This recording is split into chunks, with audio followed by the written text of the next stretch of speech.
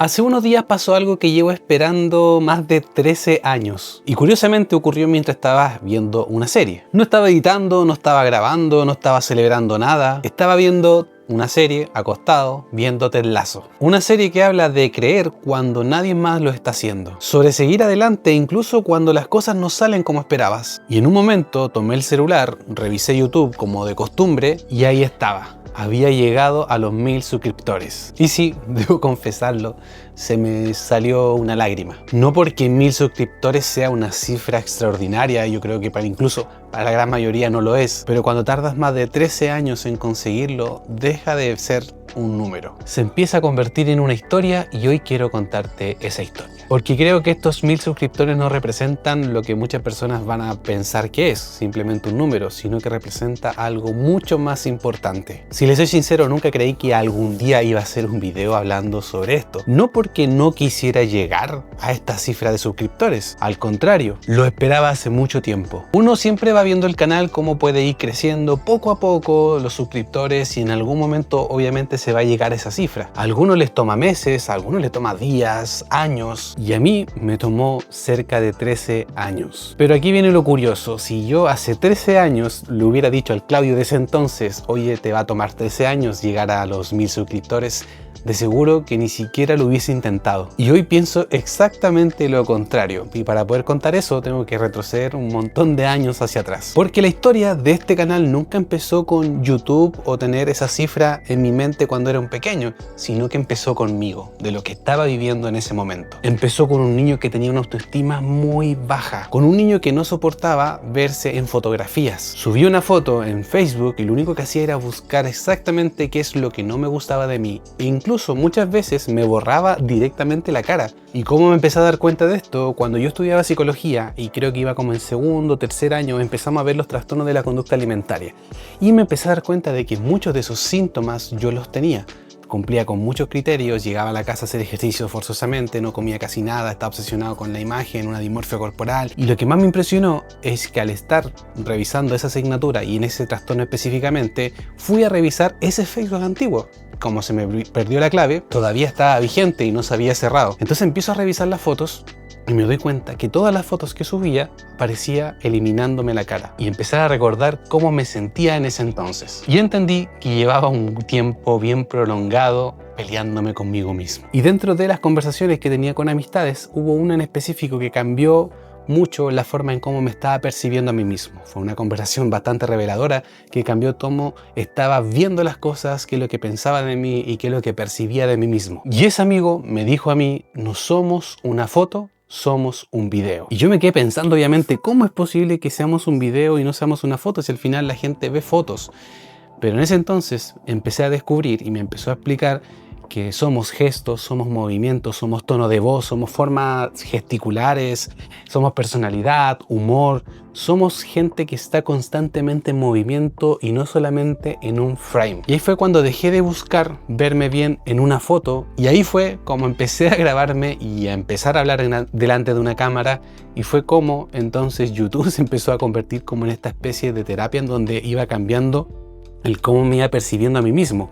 Ya no me odiaba tanto, ya me empecé a gustar, me empecé a darme cuenta cómo hablaba, cómo gesticulaba y esas pequeñas cosas que voy puliéndolo para que vayan saliendo mejor de ahora en adelante. Y eso obviamente hace que empiece a cambiar qué es lo que pensaba de mí mismo. Cada video que empezaba a grabar ocasionaba que me fuera sintiendo un poco más cómodo conmigo mismo, no voy a negarlo, al principio era muy terrible verme porque generaba esa incomodidad de empezar a darme cuenta y notar obviamente cómo estaba muy focalizado en distinguir cuáles eran mis defectos. Cuando veía en video obviamente salían muchos más, pero cada vez que grababa me empezaba a sentir mejor y no porque editaba mejor o porque grababa mejor, sino porque me iba sintiendo más cómodo conmigo mismo.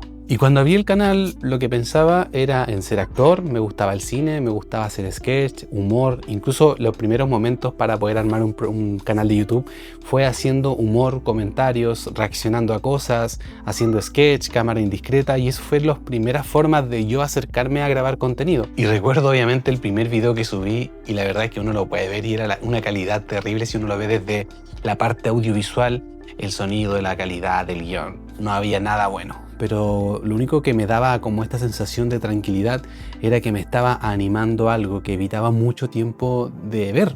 Me estaba viendo, me estaba exponiendo, estaba mejorando ciertas habilidades para poder comunicar, y poco a poco esa sensación de inseguridad se iba alejando. Y obviamente nunca pensé que después de 13 años seguiría generando contenido para YouTube. Y aquí entra en juego una parte que yo creo que muchos creadores me van a poder comprender, que pocas veces lo converso, que muchas veces me rendí, pero de igual forma trataba de generar contenido.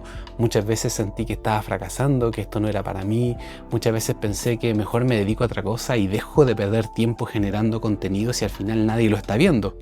Era yo mismo quien me criticaba mucho, pero a la vez también no era lejano de lo que estaba ocurriendo. Y así iba con yo creo mi relación más tóxica ha sido mi relación con YouTube, en donde voy, vuelvo, lo dejo, pongo intensidad para crear mucho contenido, pero después yo me enojo porque no tengo los resultados que quiero y lo dejo de lado. Y llegó un momento en que dije, bueno, estoy estudiando psicología, soy psicólogo, voy a generar contenido que a lo mejor a la gente les puede ayudar, les puede enseñar, les puede ver las cosas de distintos puntos de vista, se puede educar sobre algunos aspectos de relaciones, conflictos emocionales.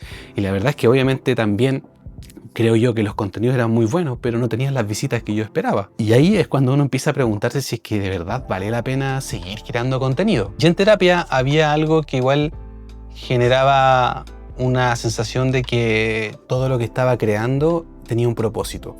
Empecé a comprender que YouTube era una biblioteca de contenidos, era una biblioteca de muchos archivos en donde explicaba muchos conceptos que de repente en terapia le mandaba los links a mis pacientes para que pudieran profundizarlo, o tareas para la semana. Oye, te mando este video donde yo hablo de esta temática que te genera mucho ruido, muchas sensaciones, y cuéntame qué es lo que pasa.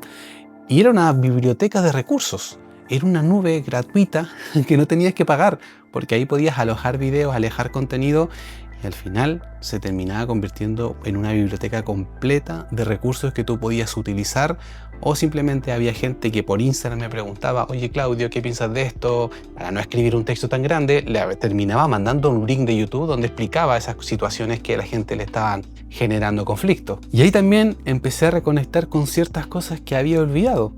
Empecé a comprender que para lo mejor para el algoritmo este video podía ser un fracaso, pero para la persona a la que se lo enviaba podía ser un momento, un breakthrough muy tremendo de darse cuenta de muchas cosas. Era un recurso muy valioso que la gente lo empezó a valorar mucho. Sin embargo, todavía existían las frustraciones, porque al final tú estás pensando entre el tiempo que estás invirtiendo en generar contenido y a la vez también cuáles son los resultados, y el cuestionamiento constante del para qué estoy haciendo eso. Incluso antes no existía ChatGPT o Gemini o otra inteligencia artificial que pudiera ayudarte con los guiones. Incluso todavía genera una práctica que mantengo, que era escribir los guiones a mano. Todavía existía y existe ese romanticismo de escribir guiones. Aquí están todos los guiones. Cuando hice el video de los 5 lenguajes del amor, le ponía la fecha, escribía todo lo que iba a decir, y más allá de estar leyendo algún dispositivo celular, iba grabando mientras iba leyendo todo lo que iba escribiendo a mano.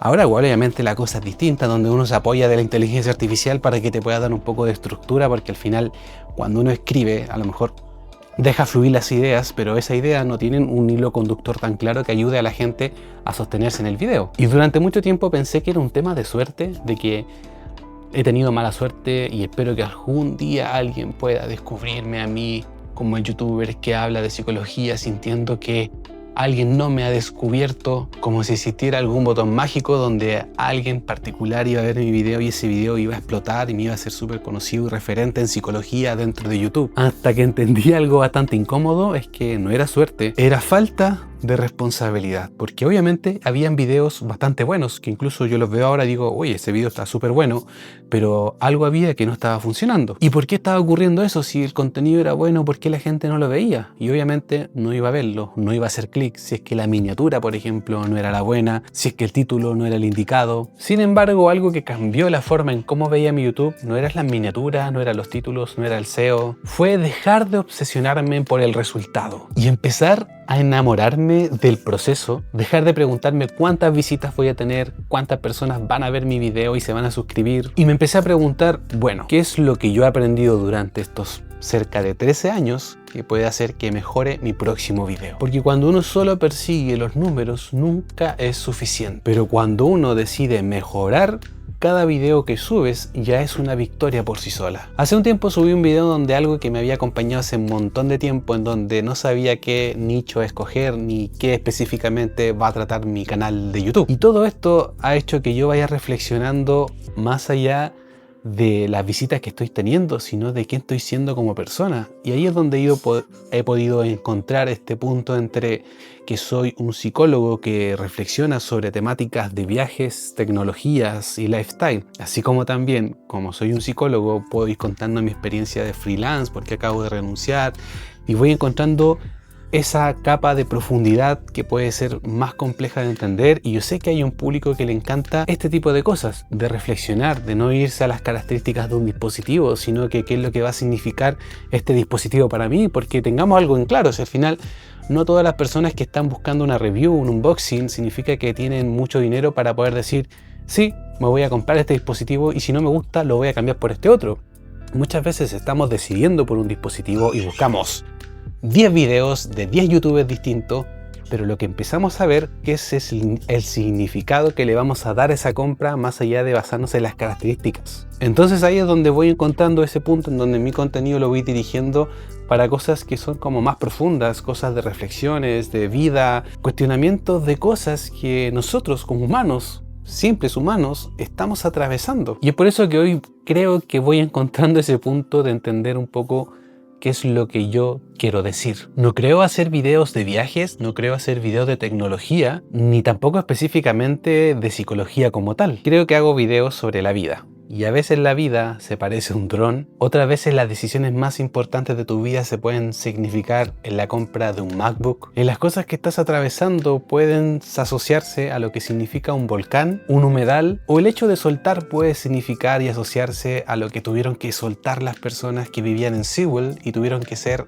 desalojadas de ese lugar y aprender a soltar algo que invirtieron tantos años. Porque al final no es que me interese mostrar lugares, incluso mis videos de viaje los pueden ver y se van a dar cuenta de que no soy un historiador dentro de un contexto, sino que encuentro ese punto de reflexión que te ayuda a mirar distinto. Y quizás por eso los 1000 suscriptores significan tanto, porque más allá de pensar que es un simple número, representan que por fin, después de 13 años, voy encontrando la forma de poder comunicar y llegar a ti. No fue gratis porque hubo tiempo, hubo dinero, inversiones, horas editando, vergüenza, cargando con el qué dirán, el qué van a pensar, el que digan, oye, todavía lo intenta, este no se rinde, si todavía no le resultó, ya fracasó. Y hoy me pasa exactamente lo contrario. Creo que el hecho de comunicar y generar contenido es una de las habilidades más demandadas y más difíciles de desarrollar en estos tiempos. Hablar frente a una cámara, expresar una idea, contar una historia y conectar con personas. Y me alegra mucho haber comenzado cuando me daba miedo, porque a pesar de que lo vea de esa forma, el miedo nunca ha dejado de existir, simplemente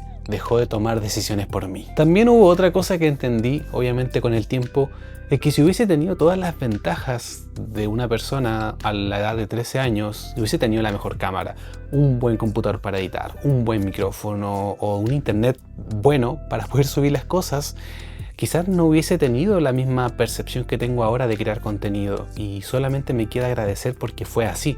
No tengo un rencor hacia un pasado del que hubiese pasado si me hubiesen sacado este potencial de generar contenido.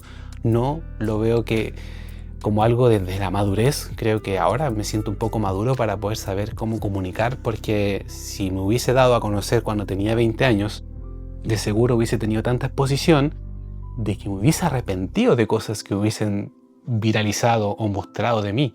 ¿Y cómo me arreglo de eso? Entonces, lo único que agradezco son las oportunidades que tengo hoy día. Y quizás por eso voy viendo todo el adquirir tecnologías como un computador, como un dron, como una cámara, un micrófono, audífonos, un monitor, porque no lo veo como un lujo, sino porque son estos sueños que yo de pequeño, de niño, quería cumplir. Y hoy, de alguna forma u otra, puedo regalarle a ese Claudio de 13 años todo lo que alguna vez quiso. Y si me preguntaran qué representan realmente estos 1000 suscriptores, creo que no representan éxito, representan esfuerzo, representan constancia y nunca rendirse. Representan todas esas veces que estuve a punto de abandonar, y si tú eres un creador de contenido y estás viendo esto, de seguro me vas a entender súper bien. Así que si tú estás viendo este video y tienes 35 suscriptores o 40 o 100.000 o 50.000, quiero decirte algo: no olvides por qué empezaste, porque es normal pensar que los números pueden hacerte olvidar el propósito, y cuando eso ocurre, el hecho de crear contenido deja de sentirse como una oportunidad de disfrutar, sino que empieza a sentirse como una obligación. Aprende, mejora, equivócate, acepta las críticas, haz mejores miniaturas y títulos, pero nunca pierdas la razón de por qué algún día decidiste comenzar a apretar el botón grabar,